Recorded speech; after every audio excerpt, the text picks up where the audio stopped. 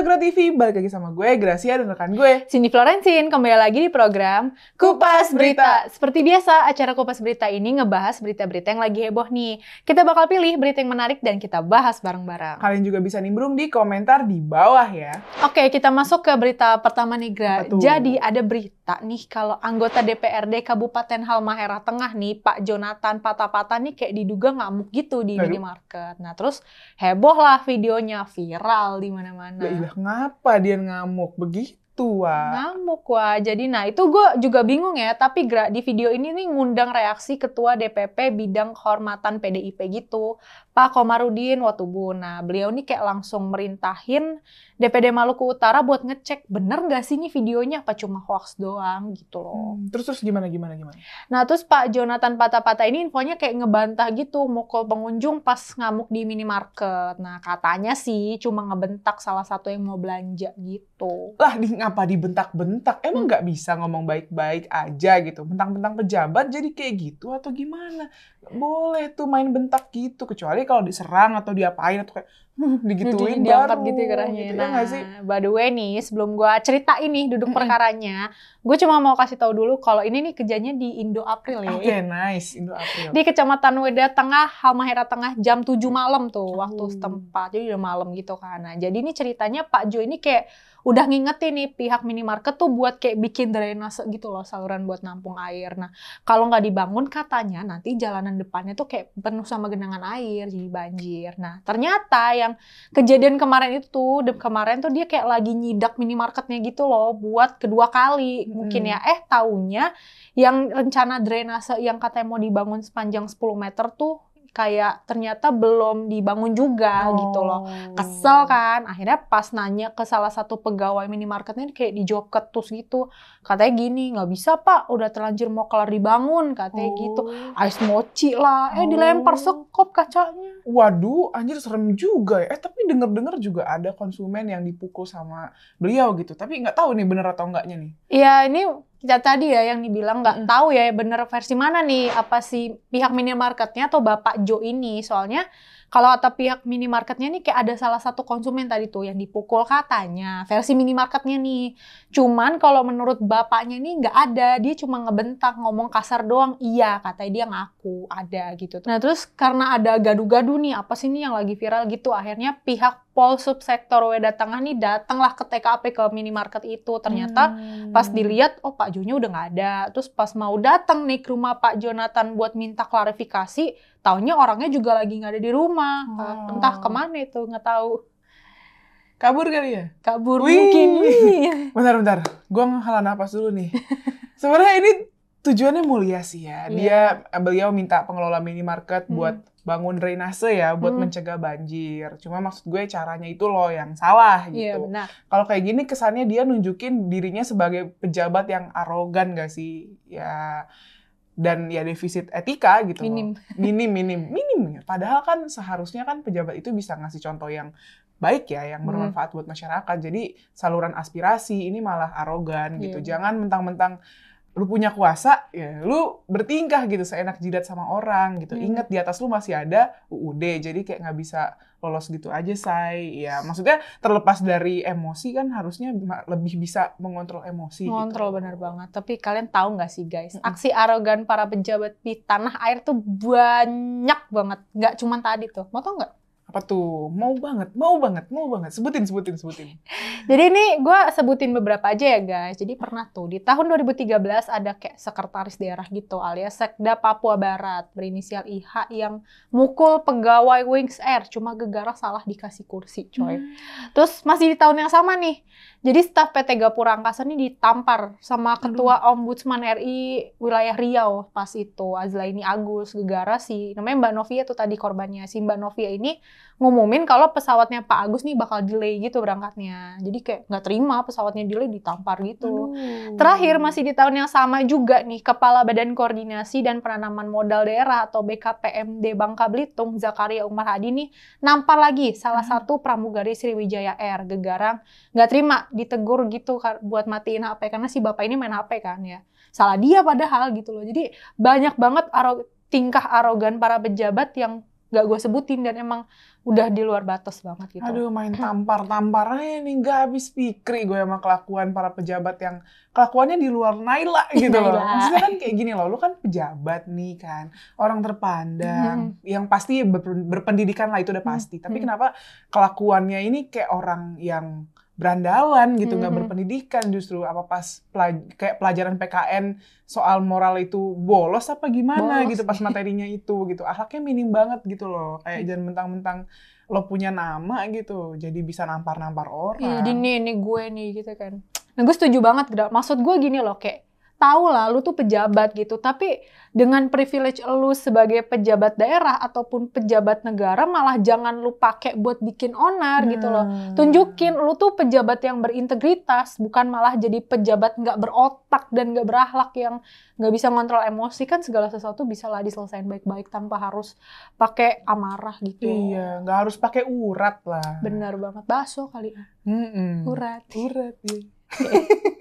Oh, kita masuk ke berita selanjutnya nih, Sin. Sempat heboh banget soal Mahkamah Agung kan yang kemarin yang larang hakim buat ngabulin permohonan pernikahan beda agama waktu itu kan. Ketentuannya tuh ada di surat edaran MA SEMA nomor 2 tahun 2023 tentang petunjuk bagi hakim dalam mengadili perkara permohonan pencatatan perkawinan antar umat beragama yang berbeda agama dan kepercayaan. Berat ya. Berat sekali ya. Tapi di SEMA ini nggak ngatur nasib anak-anak yang lahir dari orang tua yang menikah beda agama. Lah. Terus gimana, Gra? Nggak diakuin apa gimana itu? Masa iya sih sampai nggak sah gitu loh jadi ahli waris? Ya. Nggak mungkin banget. Sempat simpang siur ya kemarin kan. Infonya sih ya SEMA itu jadi pedoman ke depan gitu, Beb. Bukan ke belakang atau berlaku surut gitu loh. Nah, kalau yang gue tangkep sih, correct me if I'm wrong, kayak mungkin yang udah terlanjur ya udah, tapi yang belum jangan. Tapi kayak nggak adil nggak sih? It's too personal gitu loh. Setuju banget. Nggak adil banget ya, Gra. Soalnya kan sebelumnya Wakil Presiden kita nih, Pak Ma'ruf Amin juga minta kan ke MA soal ngasih penjelasan nih, soal nasib anak-anak yang lahir dari orang tua yang nikah beda agama nih, gimana nih? Masa kayak dibiarin gitu aja kan nggak mungkin. Iya, gitu. Malah waktu itu ada 2 katanya diakui sama ditolak ya? Ditolak ya kalau nggak salah. Ya harusnya ya sah nggak sih? Tapi ya terlepas dari itu ya, larangan nikah beda agama ini loh yang bikin gue agak emosi sebenarnya ya. Oke lah kalau kendalanya di keluarga, kayak mungkin dari 2 belah pihak nggak bisa gitu, kayak salah satu harus ngalah agama or something gitu. Tapi itu kan kekeluargaan kan. Tapi kalau semisal kedua belah pihak keluarga nih setuju gitu, kedua belah pihak tetap sama agamanya masing-masing gitu lah, setujulah intinya. Ya harusnya jangan dilarang dong, kan hak masing-masing individu buat nikah sama pasangan yang dicintai gitu loh menurut gue. Tuh, nah itu Gra, walaupun sebenarnya mungkin gue pribadi juga prefer nikah sama yang seiman ya, tapi gue nggak setuju aja kalau hal ini nih dilarang gitu. Soalnya kan kasihan Gra sama yang udah ngejalin hubungan kayak udah lama banget gitu loh, udah bertahun-tahun, terus udah serius juga, pihak keluarga udah setuju, dari institusinya malah nggak boleh, kan sedih banget. Malah ntar jadi kayak pura-pura pindah agama buat nikah, kan kacau kalau kayak gitu kan. Iya benar, jatuhnya malah jadi munafik nggak sih? Iya. Padahal pernikahan itu sakral loh sifatnya dan nggak bisa main-main gitu loh. Harusnya negara nih nggak bisa ikut campur buat urusan personal kayak gini gitu loh. Cukup negara nih memfasilitasi aja lah peradministrasian pasangan yang mau nikah, that's it gitu loh. Jangan sampai masuk ke ranah yang sebenarnya itu bukan urusan lu gitu. Sebenarnya kasihan pasangan beda agama yang akhirnya juga terpaksa nikah di luar negeri gitu kan. Gimana ya, jatuhnya kayak ilegal gitu nggak sih? Kayak padahal sayang banget loh, kayak udah ada beberapa pengadilan negeri yang ngesahin pernikahan beda agama, Beb, kayak PN Jaksel, PN Jakpus, terus PN Surabaya, PN Tangerang gitu. Kayak sayang banget gak sih lo harus nikah di luar negeri, padahal ini udah ada nih pengadilan negeri yang ngesahin gitu. Bahkan nggak sedikit loh, Beb, pihak-pihak yang akhirnya memprotes nih keputusan SEMA ini, kayak ada PGI alias Persatuan Gereja Indonesia, terus KWI juga ada, sama anak dari Presiden Indonesia ke-6 Gus Dur, Bu Alisa Wahid. Nah, kalau kata Bu Alisa nih, sebenarnya pernikahan itu kan harusnya disesuaikan dong sama Undang-Undang Dasar dan nggak cuma berpatokan sama satu agama doang gitu loh, karena Indonesia ini kan negara berlandaskan hukum, bukan berlandaskan satu agama tertentu. Kayak nggak fair lah, kayak lu nggak bisa dong maksain semua agama buat ikut pedoman aturan pernikahan beda agama ini gitu loh. Kalau larangan nikah beda agama ini kayak dijadiin kebijakan negara nih, nanti bakal bingungin ini nggak sih? Agama-agama lain yang emang basicnya nih bisa gitu nikah beda agama, cuma karena terhalang peraturan inilah akhirnya kayak nggak bisa, kan sayang gitu loh. Bener sih, kayak gue setuju banget. Kayak ya semoga aja polemik beda agama ini ya benar-benar bisa selesai ya. Kayak semanya dicabut gitu kalau bisa ya. Dan hak waris anak dari pernikahan beda agama ya lebih diperhatiin lagi lah. Karena kan kasihan loh jatuhnya kan kalau nggak dapet pengakuan pemerintah status anak ini kan kayak kasihan gak sih? Padahal ada nih di dalam perkawinan. Jatuhnya gitu. nggak sah, padahal sah gitu. Sah itu dalam anak, pernikahan gitu. Bukan anak haram Bukan gitu. anak haram, ini anak halal gitu loh. Oke, Sin, sekarang kita masuk ke bagian bacain komentar para penonton Cokro TV ya. Nah, komentar pertama dari Dut2828 di video Logika Ade Armando yang judulnya "Saya tidak mundur atau diberhentikan Cokro TV". Komentarnya gini nih. "Salut Bang Ade, jalan terus, suarakan apa yang menjadi pikiran Anda dengan akal sehat dan nalar yang berlogika. Walaupun kadang tidak sesuai dengan kondisi yang nyaman dan aman walau kadang membuat gerah." Nah, Bang Ade ini tetap jadi host di Coklat TV ya guys. Tetap ya guys. Tolong jangan simpang siur yang enggak. Cuma sekarang memang ada channel baru. Gitu. Makasih banyak juga buat yang udah dukung. Jangan lupa di-subscribe guys. Disubrek ya guys. Subrek ya guys. Ya lanjut.